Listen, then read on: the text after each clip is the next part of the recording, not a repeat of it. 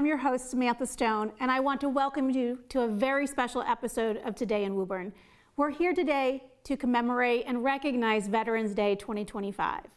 Veterans Day is the opportunity for all of us to take a moment to say thank you to all those who have served, whether they be the veterans that are in our lives or the military families that sacrificed along with their loved ones. We are so lucky to live in a community that has many ways that we can do that gratitude and say thank you. There are things that we can do to come together, luncheons and breakfasts and dinner, and I'm grateful for all the people who are going to join me today as we talk about their experiences in World War II with George and Margie, and we talk about all the ways that you too can get engaged. So whether you're a veteran, you're a military family member, or you're just someone who wants to say thank you, I hope that you can join us as we learn about all the ways to stay engaged together, and as we look forward to continuing to take good care of each other, and especially our veteran and military family community. My name is George Poole. I'm the commander of the United Veterans Council here in Woburn. I'm honored to be here today to do a very special interview and hear the story of Marge Labetz. Marge is a resident of Winchester. She's very patriotic. She splits her time between the Jenks Center and Woburn for their patriotic programs, and she also spends time at the Woburn Senior Center for their programs. This is a milestone year. It's the 250th anniversary of the start of the American Revolution, just a few short miles away over in Lexington Center. It's also the 250th birthday of the United States Army, June 14th. It's the birthday of the United States Navy, 250 years on October 13th. And for the United States Marine Corps coming up on November 10th, the 250th anniversary of the United States Marine Corps as well. It's also the 50th anniversary of the ending of the war in Vietnam. And it's also the 80th anniversary of the ending of World War II and the liberation of the concentration camps. And during World War II, a lot of women ended up in the trades, into the unions. That had never happened before.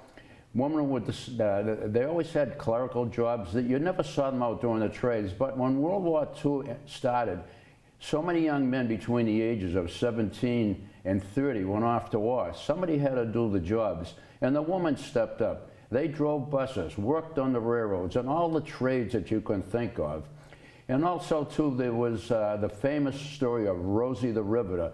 These were women that assembled aircraft. They said they could assemble aircraft, one an hour, that were needed to go off to war, and women would fly them over to Europe or wherever they were needed to be.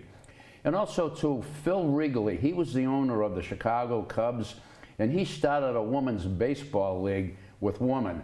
And it started in 1943 and ended in 1953. And they were known as the All-American Girls Pro Baseball League. And the Americans needed some form of entertainment. And so this was a form of entertainment. And it did last till 1943.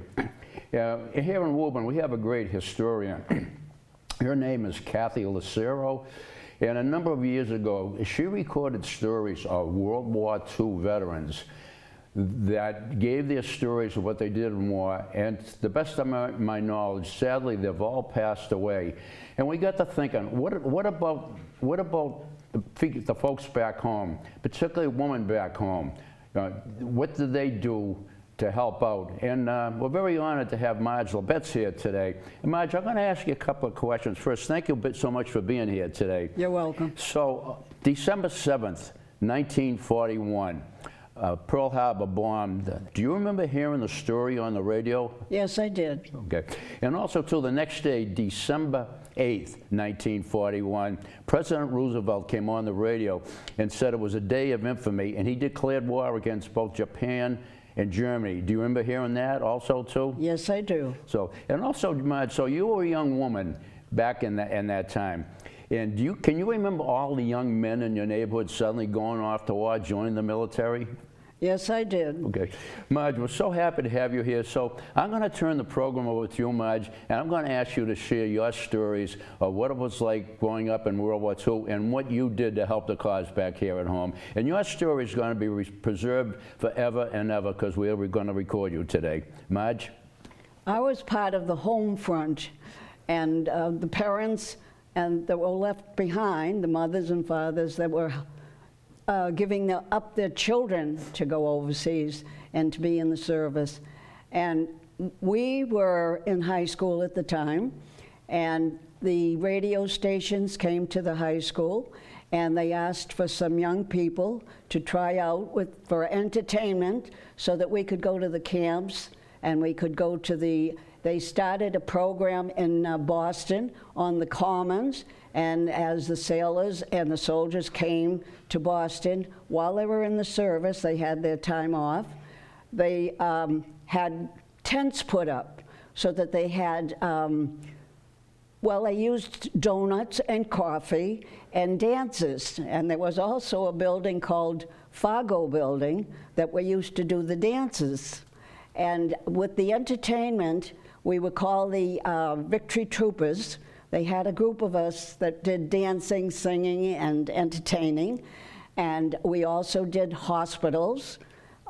We went to camps, we went to camps, and that was part of our dancing, and we could do just about anything, shows, but we went to most of the camps that they had almost to the fronts, not over to the fronts and overseas, but we were able to do that. We also did it at home.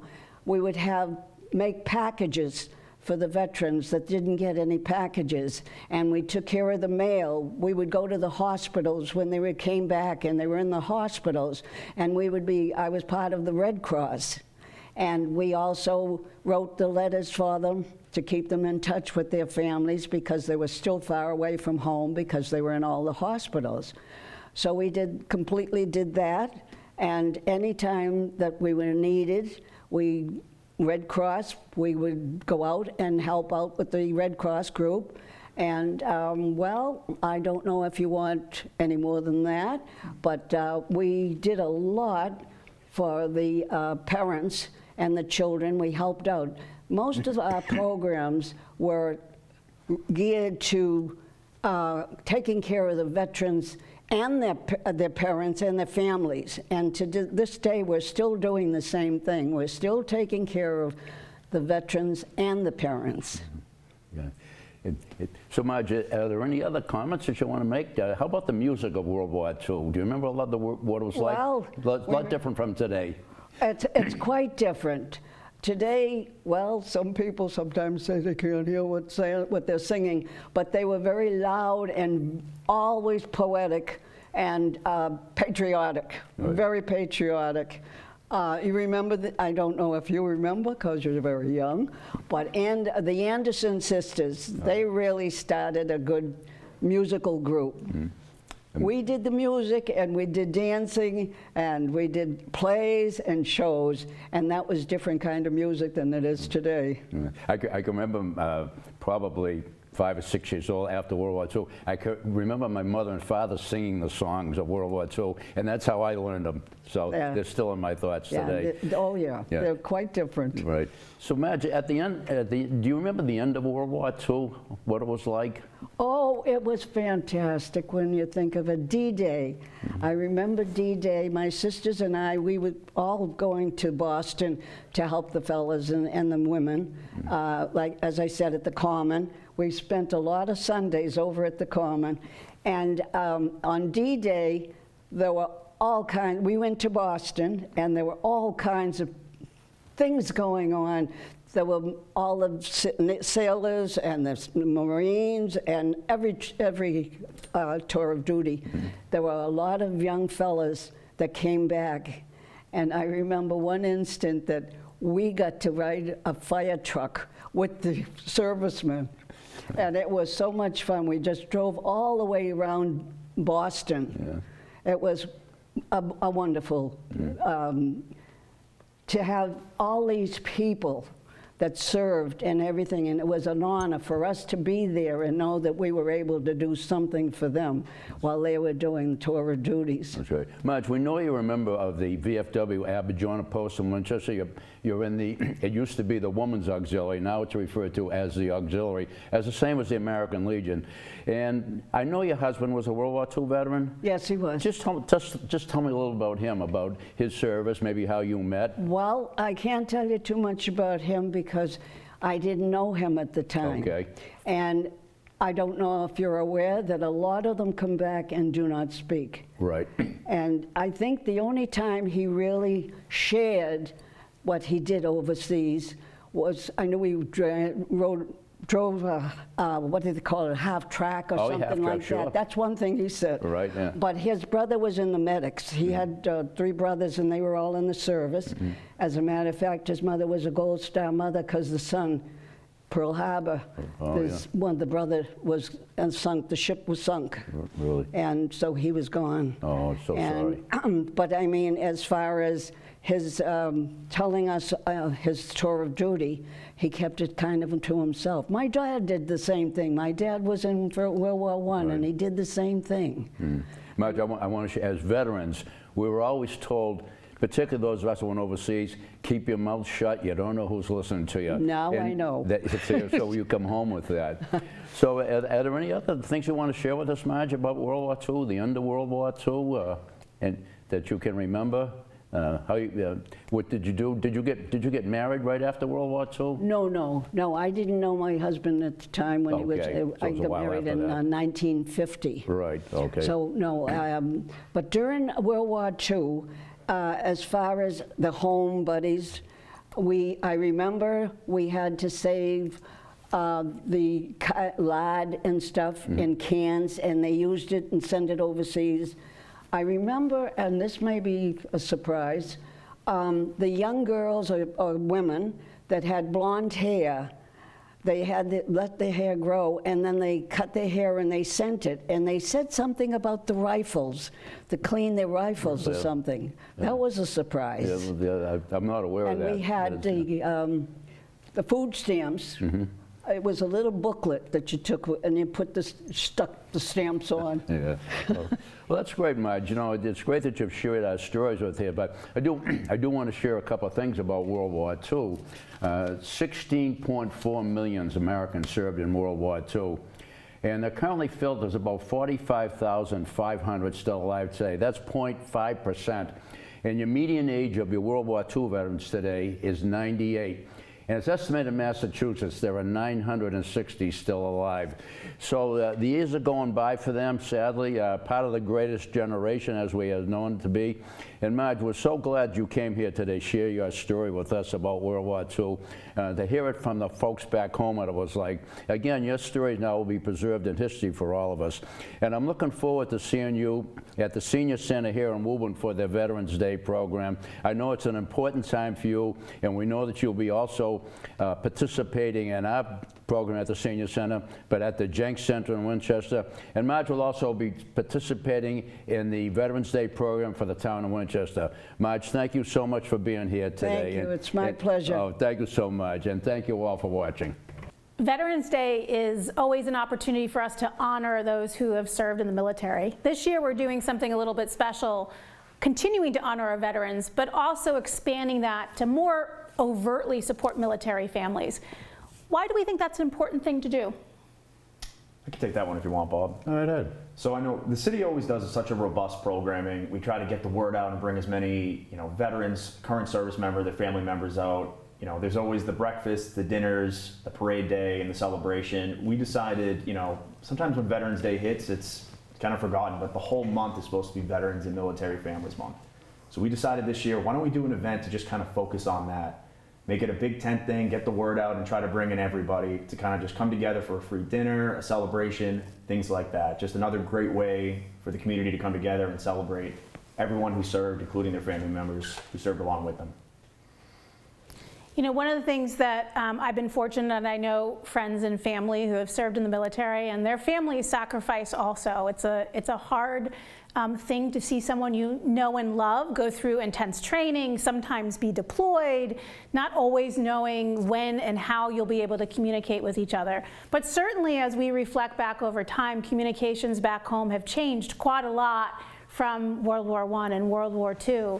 Maybe we've lost the art of letter writing. I'm not sure if one is better than the other, but how do we as a community stay connected to those who are still currently serving? Yeah, I think a good way is obviously being involved in the community, and you know, we just watched something pretty riveting just happening, right? I think involved with the community, be aware, civically minded, aware of, look at websites, look at what's coming out in social media, print, look at what's coming out in the newspapers, you know, coming up, for instance, this week, right? So we're looking at the event that Anthony just spoke to, which I'm sure we'll speak in a little more detail later on in the program. But we have Veterans Day coming up, right? So Veterans Day Parade, we look at it as the parade on the Common. There is a host of events leading up to the 11th. So we'll probably start, Anthony mentioned on the 6th. On the 6th, that morning at 11 o'clock, right? So right here, this is what we're talking about, getting it out to the public, to our community. The 6th in the morning at 11 o'clock, we do a wonderful event at the Senior Center. That'll go on at 11 o'clock. Then we have that evening at 6 p.m. We have a wonderful event schedule. I'm so excited for this. So many folks have worked so hard around the planning of it, you know, the amount of teamwork, the amount of effort put in, the collaboration between different groups. It's great to see, all for a common goal, right? So I truly like that. That evening, we're going to do that. That will be a great event, 6 to 9 o'clock at the Elks. We're putting that on for free. There is nothing, you know, nobody has to pay any money. Just come to say your thank yous to those families, to those veterans that did serve. Then again, on the 9th, the morning of the 9th, the Moose, and thanks to the Moose, it's 4 Federal Street. They put on a breakfast. They start at 8 o'clock in the morning. It'll be served to 11. All veterans are welcome, eat for free. Their families, make sure you get them down there, whomever. That's on the 9th. On the 10th, which I'm partial to, we heard George speak about it earlier, right? 250th anniversary of the Revolutionary War. You have 3 service branches turning 250, the Army, Navy, and the Marine Corps. So the Marine Corps party will have on the 10th, again, all are welcome. All veterans, all branches, don't have to be in the Marine Corps to get there. Had some wonderful folks show up last year. We'll do a cake cutting ceremony. The oldest Marine in Woburn, the youngest Marine in Woburn, we'll serve them. They'll have a great night there. The IA always does a wonderful job. We'll have some band. I don't know if about the live music, but we'll see about that. We'll do that on the 10th. Then on the 11th, we'll go ahead and have the parade. The goal is 11-11-11, right? So we'll start this year, Central Square, down at the old Wyman School, across from the old Wyman. We'll kick that off. We'll start. We'll muster around 10:15, call to action. Everyone will muster around, get ready to roll. We'll probably forward to the Common about 10:30 with the goal of being on the Common, getting everything rolling 11 o'clock. So that will happen there. And then post that, myself, some city council members, the mayor, et cetera, will go ahead and visit a couple of our nursing homes, our assisted living facilities in Woburn, identify their veterans, make their day special. Those are folks that aren't able to make any of those events that I just talked about. And how do we reach those folks as well? So we make sure we get over to those folks as well. Their veterans, their families are just as important. Not many of those families are in there with those veterans. They're not able to get in there all the time. So it's nice to see someone come in there and appreciate them, hand them their proclamation. It's very nice to see. So I'm excited about that whole week. I am so grateful that we have so many ways that we can serve and say thank you to our community, and we do owe everyone gratitude for that. One of the things that I think is important that we do as we pause and we honor our veterans is also maybe just remind them about the services that we do offer. We're very fortunate in Massachusetts. We have a Veterans Office, Bob, that you direct here in Woburn. And I've seen firsthand the sort of miraculous work that you do to really help people out. Might just take a minute to talk a little bit about what that work is. Sure. So we do everything from state benefits, federal benefits in our office, support whether it is a regular simple federal claim Gentleman gets out of the service, something happened to him in the service, he's going to come in, he's going to look for, well, what can I do? What kind of benefits can I get? Can I get health care? Am I eligible for the VA? Make sure that there's a clear, defined, here's what the eligibility is. We work with them and their families. So that's by appointment, we can work that. I have a ton of walk-ins every day. So we do everything from state, city, local benefits. It's a program called Chapter 115.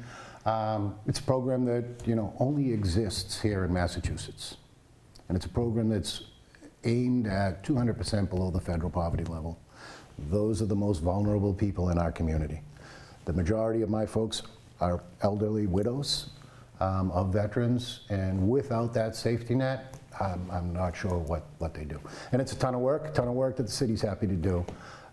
We also, obviously, we handle all of our events, right? So from afar, if I looked at it, I look at Veterans Day parades and ceremonies, Memorial Day, school speaking events, et cetera, but it's so much more. From the outside, I look at that and said, oh yeah, that's what those guys been doing all the time. And then when I stepped in that office, Chapter 115 comes out, burial benefits, and these are conversations that aren't pleasant to have with folks when they're coming in. Most of them aren't aware. You just heard Marge LeBest speak about from World War II on. Yes, a lot of those veterans don't speak about it. God forbid their family doesn't know anything what's going on. How are they looking for those benefits when they need them? So making sure we're outreaching, making sure we're talking at programs. These events that we do, wonderful. It's part of outreach. The more folks that are seeing what's happening in the community, hearing from other folks, oh, this gentleman helped me out, this area helped me out, this department helped me out. The more folks that look, even if it's for inquiries. So we roughly compensate right around 489 veterans inside Woburn. We work with thousands, but it's nice to see the camaraderie between the veterans groups, whether it be the VFW, the entire United Veterans Council, right? Part of our group, part of Woburn Veteran Services. But they play a huge role, the VFW, the Legion. They identify folks in there. That's where some of these veterans coming home are the first place they land. If they land in those clubs, they're aware of what's open in the community. So I think it's great. I think that's really important. And you talk about camaraderie and teamwork and working together. And I know there's an awful lot of people and an awful lot of group who support our veterans. And I'm proud of that. I'm proud to be from Woburn, and we see that every day, and certainly especially around special holidays. Yeah. I thought it would be great, Anthony, if you can talk a little bit about DAV and the role it plays in our community. Yeah, of course. So the Disabled American Veterans, we're Chapter 88 in Woburn. The whole thing is that you have to have a service rate, and that could be 0% to be a veteran, to be a member of this group. So it's a great group. They do all kinds of different events around the state, different programs and things like that. The real part is trying to bring people into the fold. I think it's really tough. Bob talked a little bit about the camaraderie in the planning of events. There's parks in the city that we help take care of. There's other events that we're trying to, and other community initiatives that we're trying to grow into, but we need the members in order to do that. So I'm going to use my space on this to, if you're a local veteran and you're looking for something, it could be anything. It could be an extracurricular. It could be looking to connect with people who understand. Reach out to Bob Davis. Go to your veterans office. He will get you connected with me, and we'll get you involved, whether it's the DAV or other groups. The DAV in particular, one of the initiatives that we wanted to focus on this year was, we're talking about the month of Veterans and Military Families Month. How do you, as our chapter, how do we give back to those family members of veterans? Why don't we do a scholarship? That was an idea we've been kicking around for a few years, so we're going to launch the DAV 88 scholarship, and this is going to be directed towards whether you're a service member or a veteran. If your kids are at Woburn High School, if they're at the Northeast Metro Tech, if you're looking to get some help paying for licensure, if you're looking to do a 4-year college program, you're looking to go to a community college, we're trying to expand that just to provide a level of support as something we can do on our end as a local veterans chapter to help out our community, to help out our military and veteran families. So that's a little something we do, as well as some of the other little stuff around the community, but just wanted to share that. Thank you both. I have one last question for both of you, and Bob, we'll start with you. Okay. When we think about Veterans Day, for those of us maybe who have not served in the military, what do you want us to know and recognize about that day, and how we can thank people in a way that is well received and with the intent that we have behind it? Yeah, sure. So it's a theme, and I've said it a lot, right? So It's 2 words, 8 letters. But I think it kind of, I'll hear it. Thank you for your service. I think it's just recognizing the fact that, because we look at veterans, right, and I'm sure there's some generations that look at veterans as veterans that went over and landed on D-Day, right? So there are a ton of our veterans that didn't go over and land on V-Day. The way I look at that is very simple. Everybody volunteered. You volunteered to be there. You volunteered to be a part of something bigger than yourself. I think that folks just look at it and it's a sacrifice regardless of what you did. You're leaving your family. Some folks, that's tough enough. It's their first time away from home. So I think just recognizing the sacrifice, whether it be wartime, peacetime, etc., recognizing the sacrifice that gentleman or woman made to leave their family to protect this country. I think that's just the thank you for your service portion of it. And it's great to hear. It's a great. I love hearing that question from folks that aren't in the military. What is respectful? Is that enough? Well, thank you for your service. Thanks for your service. I think it's great that it's an awareness, right? It's an awareness of the sacrifice of that gentleman or woman and their family members. You heard George and Marge talk about it perfectly, and it's what we're doing on November 6th. It's not just the veteran who's serving. That entire family serving. So thank you for that question.